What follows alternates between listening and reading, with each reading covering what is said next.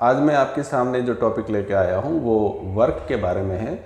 और वर्क हमारे scientific manner में वर्क की डेफिनेशन क्या है ये हम समझेंगे।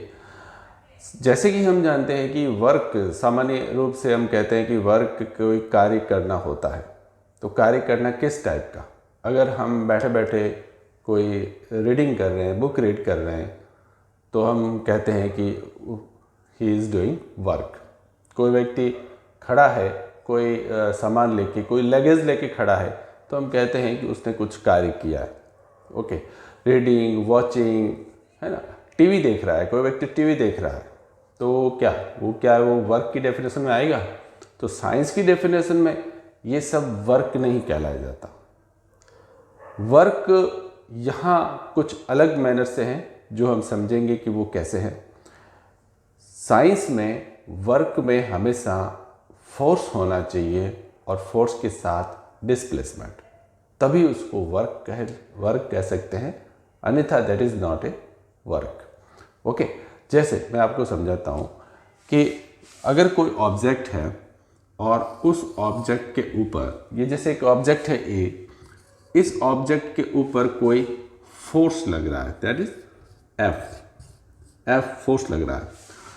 तो ये फोर्स लगने से ये ऑब्जेक्ट आगे की ओर मूव करेगा और मूव करके पोजीशन बी पर आता है। ये ऑब्जेक्ट ए से बी तक आया है, तो यहाँ पर ये जो ए से बी तक आने की जो दूरी है ये कहलाती है displacement. That is a displacement denoted by S. Okay, in this situation, इस सिचुएशन में हम कहेंगे कि ऑब्जेक्ट के ऊपर कोई न कोई वर्क हुआ है और वो इस फोर्स के द्वारा वर्क हुआ। अब कितना वर्क हुआ है तो हम ये मानते हैं कि उसका क्या प्रोडक्ट निकला। मीन्स ये जो ऑब्जेक्ट है ये यहाँ ए पोजीशन से बी पोजीशन तक गया है, तो फिर हम मान सकते हैं कि इसकी पोजीशन चेंज हुई है, देन इसके ऊपर कार्य हुआ है। और दैट इज, इस हिसाब से हम कह सकते हैं कि जो वर्क है जिसको हम W से डिनोट करते हैं वो क्या है? वो फोर्स और डिस्प्लेसमेंट का प्रोडक्ट है, F into S. That is work in science. तो नॉर्मली हम कहते हैं कि मैंने कोई बुक रीड कर दी तो कार्य किया है, नहीं, that is not a work. Science की डेफिनेशन में वर्क के लिए दो ही कंडीशन होगी, फोर्स होना चाहिए और डिस्प्लेसमेंट होना चाहिए, otherwise that is not a work. अब यहाँ पे मैं आपको एक एग्जांपल से समझाता हूँ कि अगर डिस्प्लेसमेंट हुआ है, ये ए जो है ए पोजीशन पे कोई बॉल है या फिर कोई ऑब्जेक्ट है, ये बी तक जाता है और वापस अगर वो रिटर्न बैक ए तक आता है, अगर वो वापस ए तक आ गया तो मैं कह सकता हूँ अब ये पोजीशन यहाँ तक आ गया, ए तक यहाँ आने के बाद में क्या इस पोजीशन में कोई वर्क हुआ है? नहीं, यहाँ पे कोई वर्क नहीं हुआ। इसका कारण क्या है? What is the reason? Reason is that कि displacement is zero. Displacement is zero क्योंकि वो ऑब्जेक्ट है वो तो ए पोजीशन के ऊपर ही पड़ा है, यानी कि ए से गया जरूर बी पॉइंट तक, बी से वापस वो ए पर आ गया। इट्स मीन उसकी जो डिस्प्लेसमेंट हो गई उस पोजीशन में कहते हैं कि एस इज इक्वल टू क्या हो गया? जीरो। एंड देन डिस्प्लेसमेंट अगर जीरो है then W work is also a zero. Work zero हो गया। फोर्स जरूर लगा है इसके ऊपर, तो फोर्स लगने से ये ए से बी तक गया, बी से वापस ए तक आया, लेकिन डिस्प्लेसमेंट कुछ नहीं हुआ, वो जीरो। बट अब आप समझते होंगे कि डिस्प्लेसमेंट और डिस्टेंस में क्या फ़र्क होता है। तो डिस्टेंस तो है, यहाँ पे उसने डिस्टेंस तो ट्रेवल किया है, माना कि ये है 10 मीटर्स है ना, कितना है? 10 मीटर्स। अगर ये 10 मीटर्स की दूरी है तो ये 10 मीटर्स और 10 मीटर्स 20 मीटर्स का इसका क्या हुआ? डिस्टेंस तो कवर की है, बट डिस्प्लेसमेंट यहाँ इस पोजीशन से वो कितना दूर है अभी, तो इस पोजीशन पे ही अगर वो वापस आ जाता है तो डिस्प्लेसमेंट क्या हो जाता है? S zero. और देन इस कंडीशन में हम कहते हैं कि जो W है, वर्क है, वो जीरो हो जाएगा। यहाँ ये बात आपको समझनी है। तो नॉर्मली हम यहाँ पे जो डेफिनेशन लेंगे वर्क की, वो वर्क की डेफिनेशन ये होगी work is equal to force into displacement, then work is a product of force and displacement. इसमें एक और बात है, वो ये है कि यहाँ पे F के साथ, यानी कि जो फोर्स है उस फोर्स के साथ ये भी जुड़ेगा F cos theta, F cos theta into displacement. यहाँ पे एंगल भी मेजर करता है, एंगल भी मेजर करता है। जो फोर्स है वो डिस्प्लेसमेंट की डायरेक्शन से किस एंगल में है इसे समझना। A and then this position B, ये दो पोजीशन है ए और बी। अब एक ऑब्जेक्ट ए से बी की ओर डिस्प्लेस होता है, ये तो हो गया डिस्प्लेसमेंट, और दैट इज फोर्स, और ये फोर्स का डायरेक्शन है। और फोर्स का डायरेक्शन जो डिस्प्लेसमेंट से जो बनता है उसका एक एंगल होता है थीटा। ओके, अब इस सिचुएशन, अब मैं आपको एक बात कहता हूं कि अगर ये जो फोर्स है ये, और इसका जो फॉर्मूला जो मैंने आपको बताया, sorry F is not, there is W, then work is equal to F cos theta into S. ठीक है, अब यहां पर जो थीटा है, थीटा अगर ये जो थीटा है कोस थीटा वो जीरो हो, it's mean theta zero means force और डिस्प्लेसमेंट का डायरेक्शन एक ही रहे, theta is equal to zero. Theta zero होगा उस समय यही डायरेक्शन में रहेगा, एंड फोर्स एंड डिस्प्लेसमेंट ये दोनों की दोनों क्या होगा, सेम डायरेक्शन में रहेगा। फोर्स भी इसी डायरेक्शन में और डिस्प्लेसमेंट भी सेम डायरेक्शन में।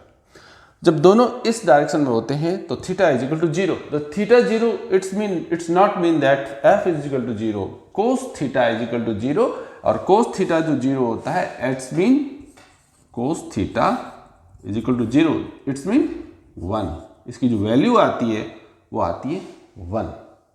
कोस थीटा जीरो की जो वैल्यू है वो होती है 1। ठीक है, तो यहाँ पर इस पोजीशन में जो वर्क है वो पॉजिटिव होगा और वो फोर्स इनटू डिस्प्लेसमेंट के मल्टीप्लिकेशन में होगा। और वर्क कैसा होगा, वो वर्क होगा पॉजिटिव, पॉजिटिव वर्क होगा, यानी कि पॉजिटिव वर्क है इट्स मीन जो फोर्स है और वो डिस्प्लेसमेंट है दोनों सेम डायरेक्शन में है।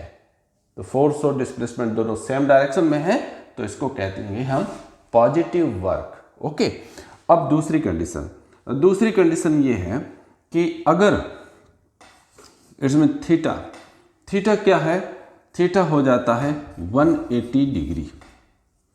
180 डिग्री, अगर थीटा 180 डिग्री है इट्स मीन ये जो डिस्प्लेसमेंट है वो तो इस डायरेक्शन में है, बट फोर्स क्या है, इसके ऑपोजिट डायरेक्शन में। फोर्स तो ऑपोजिट डायरेक्शन में है और डिस्प्लेसमेंट उसके अगेंस्ट डायरेक्शन में, opposite. Then force and displacement both are in opposite direction, और इस स्थिति में जो वर्क है W है वो क्या हो जाएगा, नेगेटिव, वो नेगेटिव हो जाएगा,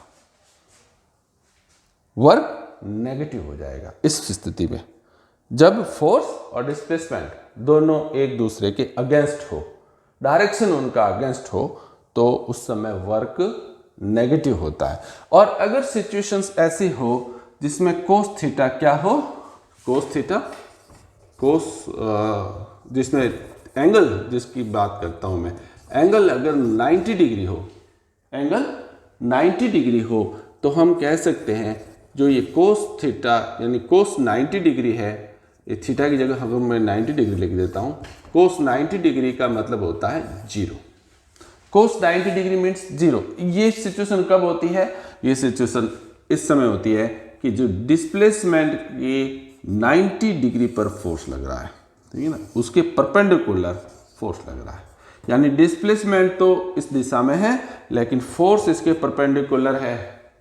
तो फोर्स परपेंडिकुलर है, डिस्प्लेसमेंट इधर है, तो इस सिचुएशन में जो F होगा, F कोस थीटा होगा, दैट इज कंप्लीटली जीरो, वो जीरो हो जाएगा और वर्क क्या हो जाएगा, zero into S, it's mean work is zero. इस सिचुएशन में वर्क जीरो होगा, कोई कार्य नहीं किया जाएगा, ठीक है ना। तो यहाँ अब मैं आपको ये तीनों पोजिशंस में एक बात और समझाता हूँ कि ये जो सिचुएशन है जिसमें थीटा जीरो है, it's mean cos 0 degree is equal to 1, इस सिचुएशन में फोर्स एंड डिस्प्लेसमेंट दोनों सेम डायरेक्शन में है। ये कब, जैसे हम किसी वस्तु को फोर्स लगा के आगे की ओर धकेल देते हैं, ठीक है ना।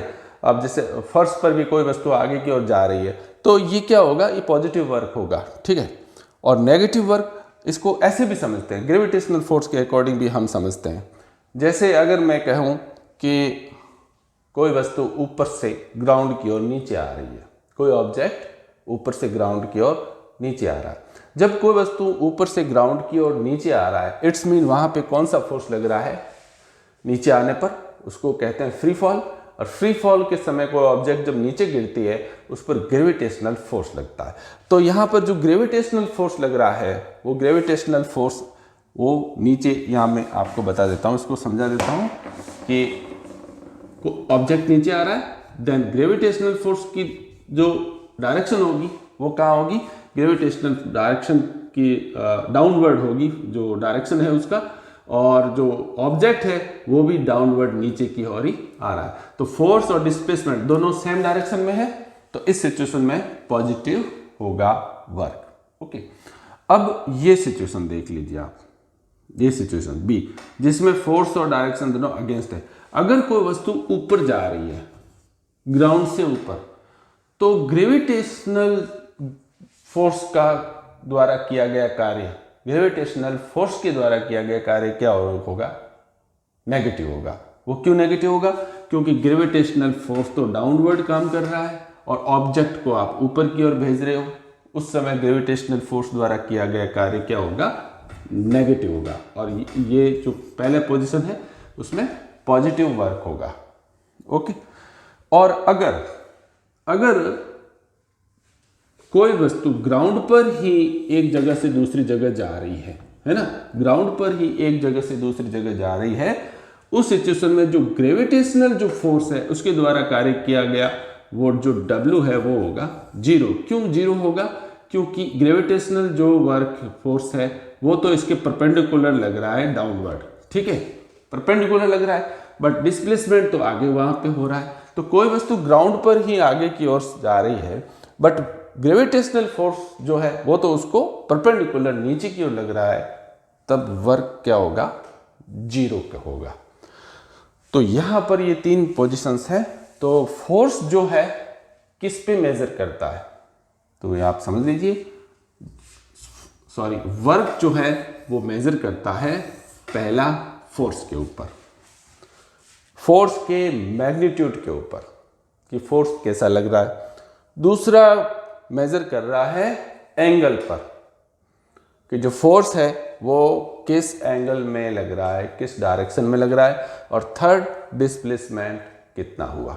तो that is definition of work in science. Force is equal to work is equal to force into displacement. अगर मैं आपको वो कहूं कि कोई व्यक्ति अपने सर पर बहुत सारा वजन लेके खड़ा है ना, कोई हैवी लोड लेके खड़ा है, तो क्या उसके द्वारा कोई कार्य किया गया है? That is no any work because there is no displacement. वो ओनली खड़ा है अपनी पोजीशन पे, और जो फोर्स लग रहा है वो ग्रेविटेशनल फोर्स लग रहा है नीचे की ओर downward, nothing, no any work.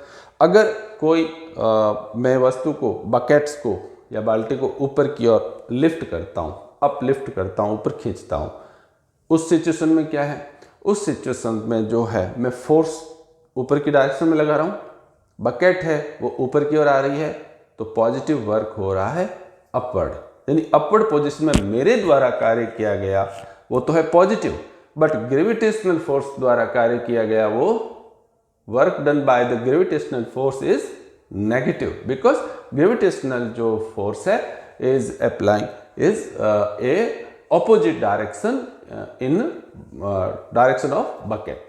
आपको यूनिट के बारे में समझा देता हूँ कि वर्क जो है वो किस यूनिट में लिखा जाता है। तो वर्क की यूनिट ऐसे निकाली जाती है कि वर्क जो है वो उसका फॉर्मूला देखिए आप, वर्क का फॉर्मूला क्या है, फोर्स इनटू डिस्प्लेसमेंट। तो फोर्स की यूनिट क्या होती है, फोर्स की यूनिट होती है न्यूटन। फोर्स की यूनिट क्या होती है, न्यूटन। और जो डिस्प्लेसमेंट है उसकी यूनिट होती है मीटर। तो वर्क की यूनिट आ गई न्यूटन मीटर, और न्यूटन मीटर को हम क्या कहते हैं, नया एक वर्ड होगा जिसको कहेंगे जूल। न्यूटन मीटर को कहते हैं जूल, ठीक है ना, जूल, दैट इज जूल।